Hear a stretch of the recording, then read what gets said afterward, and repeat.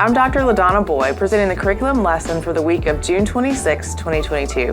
The title of this week's lesson is Back to Basics, and it comes from Isaiah chapter 51. You can follow along in the Adult Christian Life book from R.H. Boyd.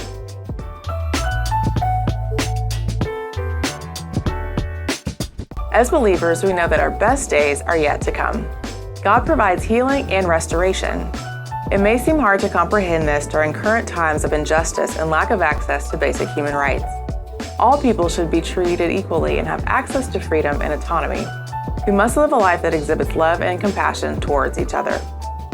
In this lesson, Isaiah addressed the people who sought the Lord and were committed to live according to the standards of being God's chosen people. They were to keep His commandments and laws and were encouraged because they were the offspring of Abraham, Isaac, and Jacob, who were faithful and lived being covered by the blessings of God.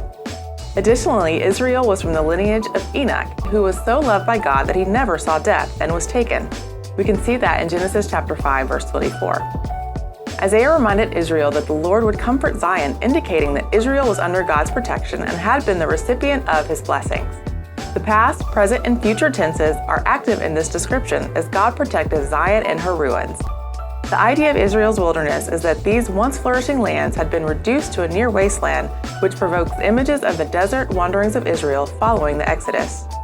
Israel was forced to live in an oppressive society because it refused to honor its heritage as God's chosen people. Even though this is ancient text, the same feelings may apply to our modern society. It is necessary for all of us to return to the basics at times. Think of a time when you needed to return to your roots. We should always return to the Word. Remember Isaiah chapter 51, verses 6 through 7, which says, "Lift up your eyes to the heavens and look at the earth beneath.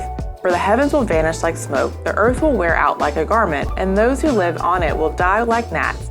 But my salvation will be forever, and my deliverance will never be ended. Listen to me, you who know righteousness, you people who have my teaching in your hearts. Do not fear the reproach of others, and do not be dismayed when they revile you." Again, I'm LaDonna Boyd, and I hope that you enjoyed this week's lesson. Don't forget to like, share, and comment below. Also, check out our website, www.rhboyd.com, for additional tools and resources.